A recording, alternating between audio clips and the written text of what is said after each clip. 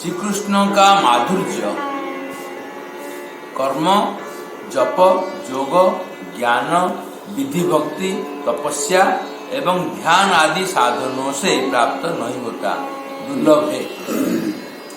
वो केवल मात्र राग मार्ग से अनुराग पूर्वक श्री कृष्ण के भजन करने वाले को ही सुलभ है या सहज में प्राप्त हो जाता है, और किसी को नहीं। ऐसा सर्वोपरि माधुर्यमय श्री कृष्ण स्वरूप केवल श्री ब्रजमंडल में ही विराजमान है।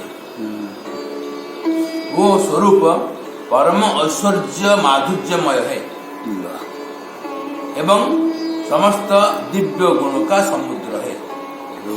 मकराकृति कुंडलों द्वारा परिशोभित कर्णद्वय एवं उनसे झलमल करते हुए गंडद्वय द्वारा जिनका सौंदर्य वृद्धि को प्राप्त कर रहा है, हर्षोत्सुक्त्य चापल्यादि विलासमय मुस्कुराहट जिस पर शोभित हो रही है एवं जो सर्व संताप हारक एवं नित्य आनंददायक होने के कारण नित्य ही उत्सवमय है। श्री कृष्ण के उस मुखचंद्र का माधुर्य नेत्रों द्वारा पान करके श्री राधादि नारीगण एवं सुबलादि नरगण आनंदित होकर तृप्ति लाभ नहीं कर सके, कारण कि निरवच्छिन्न दर्शन करने में नेत्रों के पलक गिर गिर कर विघ्न कर रहे थे। अतः वे राजा निमि पर कोप प्रकाशित करने लगे। निमि पर? राजा निमि, अच्छा, पता है। अच्छा, तथा ही तत्रैव भागवते 10/31/15 गोपी मानंग अटति जद्भावा अटति जद्भवा नानिकाननं त्रुटि युगायते त्वामपश्यताम् कुटिल कुन्तलं श्रीमुखं चते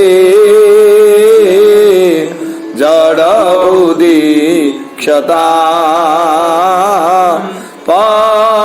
पाक्पक्रोदृशा। ब्रजगोपियों ने कहा है, हे कृष्ण, जब आप दिन में गौओं को चराने के लिए श्री वृंदावन में चले जाते हो, तब आपको देखे बिना आधे क्षण का समय भी हमें एक युग के समान होकर बीतता है। त्रुटि युगाए घुंघराली अलकावली से सुशोभित आपके श्री मुखचंद्र के दर्शन करने वाले प्राणियों के नेत्रों पर जिसने पलकों की रचना की है, वो विधाता ब्रह्मा निश्चय ही कोई जड़ मूर्ख होगा। ऊपर के दोनों श्लोकों में श्री कृष्ण दर्शन में विघ्नकारी पलकों के गिरने की एवं पलकों के बनाने वाले विधाता की निंदा की गई है। यथा राग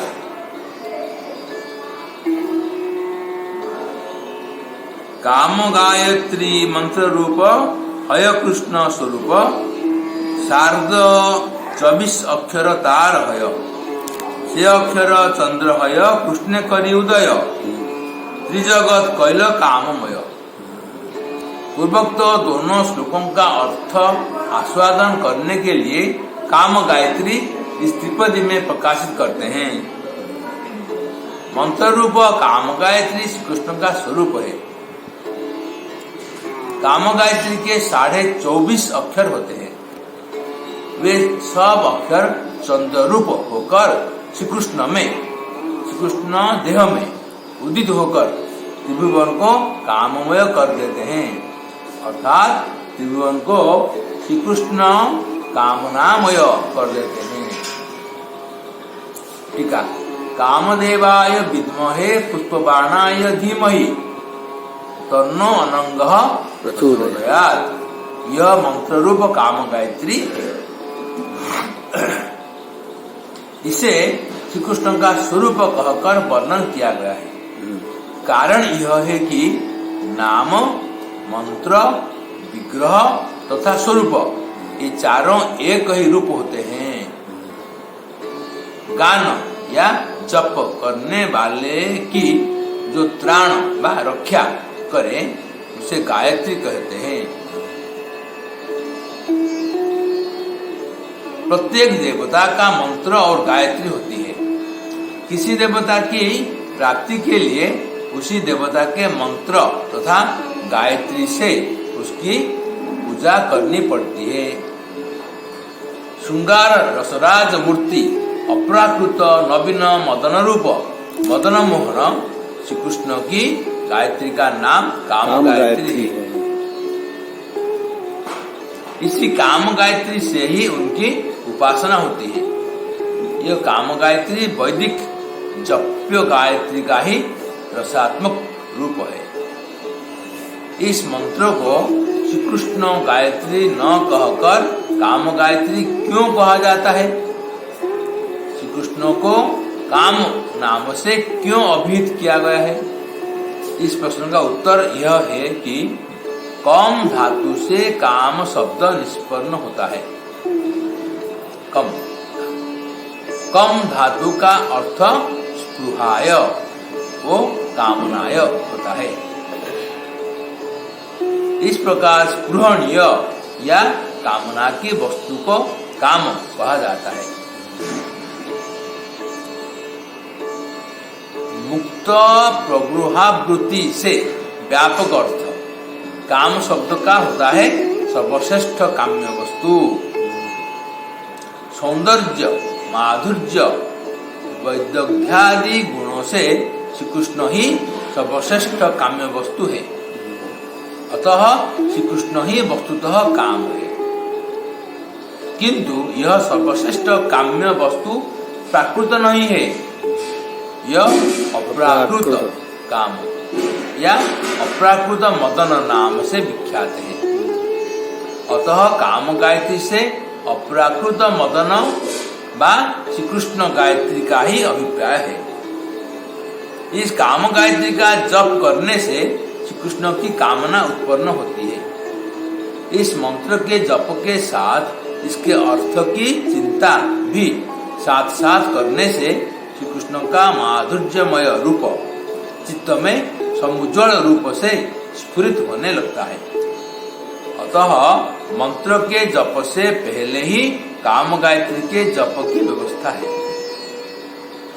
काम गायत्री के 24.5 अक्षर माने गए हैं। कामो देवाय विद्म विद्म हे पुष्पबाणाय धीमहि तन्नो न प्रचोदयात्। इस प्रकार काम गायत्री के आपात दृष्टि से 25 अक्षर होते हैं, किंतु कामदेवाय शब्द का जो शेष य अक्षर है उसे आधा अक्षर ही गिना गया है। श्री प्रबोधानंद सरस्वती ने काम गायत्री की जो कामदेवाय अधा श्री प्रबोधानंद सरस्वती ने काम गायत्री की व्याख्या में ऐसा प्रमाणित किया है। अतः यह अर्थ अक्षर मानने से गायत्री के 24.5 अक्षर ही माने जाते हैं। अतः यह अर्ध अक्षर मानने से गायत्री के 24.5 अक्षर ही माने जाते हैं। कहा जाता है श्री विश्वनाथ चक्रवर्ती जब काम गायत्री का अर्थ प्रकाश करने लगे तो वे यह निश्चय न कर सके कि कौन सा अक्षर आधा अक्षर माना जाता है। तब वे रात को श्री राधा जी के चरणों की चिंता करते हुए श्री राधा कुंड के तीर पर सो गए। कुछ देर पश्चात तंद्रित अवस्था में उन्हें श्री राधा जी ने आकर बताया कि श्री कृष्णदास कविराज ने जो कुछ लिखा है काम गायत्री में 24.5 ही अक्षर है, वो बात ठीक है। श्री कृष्ण के ललाट पर यह अर्धाक्षर रूप अर्धचंद्र है। इसके अतिरिक्त और सब अक्षर पूर्ण अक्षर है। जिस यकार के परे बी कार रहता है वो य अर्धाक्षर माना जाता है। इसका प्रमाण भी श्री राधा जी ने चक्रवर्ती को बताया। बी कारांत य कारणे चार्धोक्षरं प्रकीर्तितम वर्णागम आस्वादि। वर्णागम भास्वत नामक ग्रंथ में लिखा है कि जिस यकार के परे विकार आता है वो अर्ध अक्षर ही माना जाता है। कामदेवा य पर बी आसुंदी तेणुकरी सेटा को अर्ध निया बोली कहले यटा बीटा अर्ध निया बोली यटा को अर्ध निया। चक्रवर्ती को पहले इस प्रमाण का ज्ञान न था। श्री राधा जी ने ही बताया कि इस प्रकार काम गायत्री में 24.5 अक्षर माने गए हैं। काम गायत्री का एक एक अक्षर चंद्र का स्वरूप है। 24.5 चंद्रों का समवाय ही श्री कृष्ण स्वरूप है। श्री कृष्ण इन चंद्र गणों को उदित करके त्रिभुवन को ही कृष्ण कामनामय कर देते हैं। अर्थात इन चंद्रों की मन प्राणकार्षित स्निग्धता से श्री कृष्ण के अंगों का अश्वमूर्ध्व माधुर्य इतना बढ़ जाता है कि वह त्रिलोकों के लोगों में श्री कृष्ण दर्शन की अदम्य कामना को जागृत कर देता है। 24.5 चंद्र श्री कृष्ण के किस अंग में कैसे प्रकाशित हो रहे हैं उसका वर्णन अगले कई एक प्यारों में करते हैं। आधा मानकर एवं श्री सनातन को श्री लवंग मंजरी जानकर श्री कृष्ण विरह में कातर होकर श्री कृष्ण का स्वरूप वर्णन करते हैं। हे सखी, श्री कृष्ण का मुखचंद्र समस्त चंद्रों का राजा है। वो श्री कृष्ण मुखचंद्र राजा श्री कृष्ण बपुरूप सिंहासन पर, वो श्री कृष्ण मुखचंद्र राजा श्री कृष्ण बपुरूप सिंहासन पर बैठकर और सब चंद्रमाओं को मंत्री, लीला कमल, नर्तक, नर्तकी इत्यादि को साथ लेकर राज्य शासन करता है। अर्थात श्री कृष्ण कामनामय प्रजावृंद का शासन करते हैं। समस्त कामनाओं को अन्य ओर से आकर्षित करके दमन करके केवल अपनी ओर ही प्रयोग कराते हैं। श्री कृष्ण के दोनों कपाल, श्री कृष्ण के दोनों कपोल जो झलमल झलमल करने वाले हैं एवं जो मणि जड़ित दर्पणों को भी पराजित करने वाले हैं, वे दोनों पूर्ण चंद्रमा है। ललाट पर अष्टमी तिथि का चंद्र अर्थात अर्धचंद्र है तथा ललाट के बीच में जो चंदन का बिंदु है वो एक और पूर्ण चंद्र है।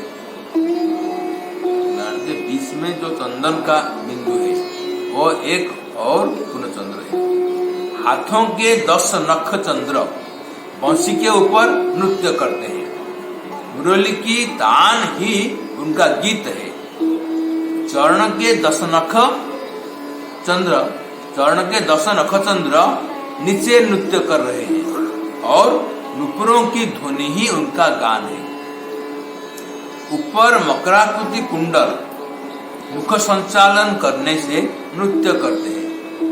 दोनों नेत्र ही मुखचंद्र विलासी राजा के हाथ में मानो लीला कमल है, जिन्हें वो बार बार घुमा फिरा रहा है। भ्रुकुटी ही धनुष है, नासा बाण के समान है। उनके दोनों कर्ण धनुष के मुड़े हुए मानो दोनों सिर है। इस धनुष बाण द्वारा वे गोप नारीगण को निशाना बनाते हैं। श्री कृष्ण मुखचंद्र रूपी राजा, वाह, चंद्रों को मानो बाजार लगाकर बैठा है और सबको अपना अमृत बिना मूल्य लुटा रहा है। किसी को मृदु मुस्कान अमृत पिलाता है तो किसी को अधरामृत। इस प्रकार किसी को बिना अमृत पिलाए नहीं रहता है। विशाल एवं चौड़े अरुणवर्ण मदन मद से मदमस्त जो दोनों नेत्र हैं, यही दोनों इस मुखचंद्र राजा के दोनों मंत्री हैं। इस प्रकार श्री कृष्ण का मुखचंद्र लावण्य केली का सदन है। इस प्रकार श्री कृष्ण का मुखचंद्र लावण्य केली का सदन है। भक्तों के नेत्रों के लिए तो रसायन सदृश है। जिसके पुण्यों के पुंज फलित होते हैं, उसे ही श्री कृष्ण मुखचंद्र के दर्शन मिलते हैं। किंतु तो आंखों से वो उस अगाध छवि का किस तरह पान करे। एक बार दर्शन करने के बाद द्विगुणी तृष्णा एवं अत्यधिक लोभ दर्शनों के लिए बढ़ जाता है। तृप्ति न होने पर उसका मन क्षुभित हो उठता है और अंत में दुखी होकर वह विधाता की निंदा करने लगता है। वो कहने लगता है, अरे विधाता, तुमने मुझे लाख कोटि आंखें न देकर केवल 2 आंखें दी, उन पर भी तुमने पलंकें लगा दी। ज्ञात होता है कठोर तपस्या करते करते तुम्हारी बुद्धि भी कठोर जड़ता को प्राप्त कर चुकी है और तुम्हारा मन रसशून्य निरस हो गया है। अतः तुम्हें योग्य सृष्टि की रचना करना नहीं आया। दर्शन करेगा उसके 2 नेत्र विधाता होकर तुम में इतना अविचार है। हाँ, यदि तुम मेरी बात मानो तो कृष्ण दर्शन करने वालों की तो कोटि कोटि आंखें बना दो, तभी तुम्हारी सृष्टि रचना में निपुणता मानूंगा। श्री कृष्ण का बपू तो माधुर्य का सिंधु है और उनका मुख अति मधुर चंद्र के सदृश है तथा इसमें अति मधुर मृदु मुस्कान की किरण छिटक रही है। इन तीनों के माधुर्य आस्वादन करने के लिए श्रीमन महाप्रभु का मन लालायित हो उठा और वे अपने दोनों हाथों को उठाकर निम्नलिखित श्लोक पढ़ने लगे। तथा ही करुणामूर्ते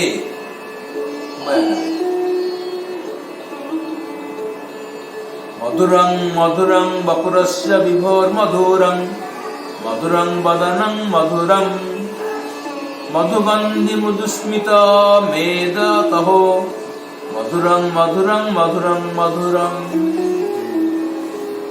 अहो, इस विभु श्री कृष्ण का बपू अति सुमधुर है। उसमें भी उनका मुख और भी अधिक सुमधुर है। उसकी मृदु सुगंधी तथा मंद हास्य उससे भी अधिक सुमधुर है, मधुरतम है। श्री कृष्ण का सब कुछ मधुर मधुर मधुर एवं मधुर है। हे सनातन, श्री कृष्ण का माधुर्य अमृत का समुद्र है। मेरा मन सन्निपात रोग से ग्रस्त हो रहा है, जिसमें अत्यंत प्रबल पिपासा होती है।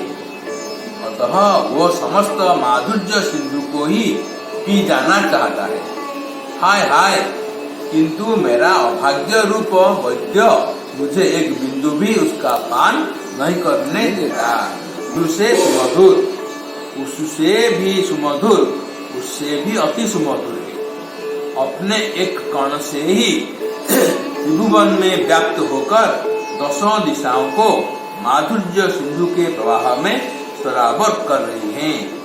वो मंद मुस्कान सुंदर कर्पूर के सदृश है, जो अधरों के माधुर्य में प्रवेश कर जाता है और वो अपनी मधुरता से त्रिभुवन को मतवाला कर रहा है।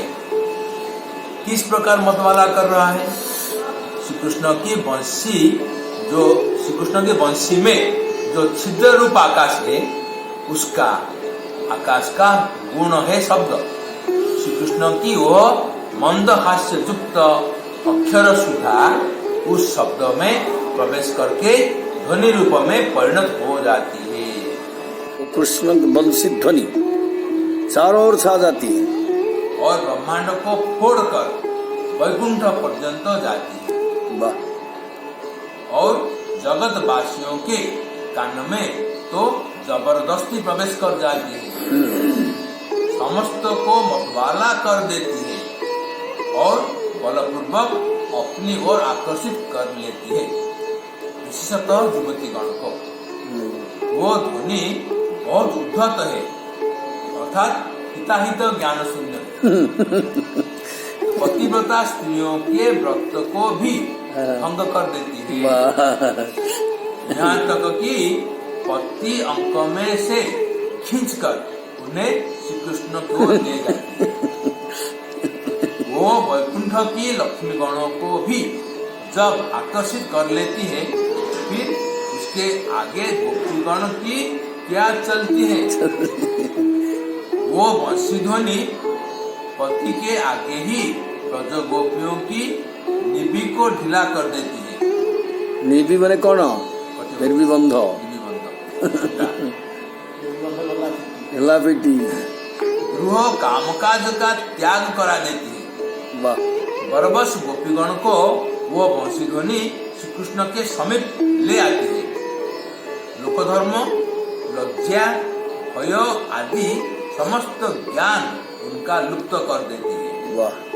ऐसे नाच गोपी वृंद को वो बंशी ध्वनि नचाती है। उनके कानों के भीतर जाकर घुस बैठती है और सदैव अपने आप वहाँ उन्हें सुनाई देती रहती है और कोई दूसरा शब्द वहाँ प्रवेश ही नहीं करने देती। गोपीगण अथवा जिसने एक बार श्री कृष्ण की बंशी ध्वनि सुनी है, वो फिर दूसरे की बात कानों से सुनता ही नहीं है। वो ऐसा बावला हो जाता है कि बोलना कुछ चाहता है और बोलता है कुछ और। ऐसे चरित्र है श्री कृष्ण की बंशी के।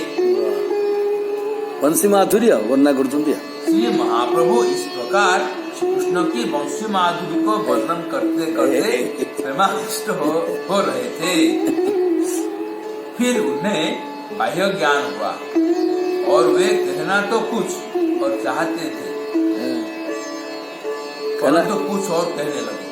कहना तो और कुछ चाहते थे और वे कहना तो कुछ और कुछ कहना चाहते थे, परंतु कुछ और कहने लगे। प्रभु ने कहा, सनातन तुम पर श्री कृष्ण की विशेष कृपा है, कारण कि वे अपनी ऐश्वर्य माधुरी का मेरे चित्त में भ्रम उत्पन्न करके मेरे मुख से ही तुम्हें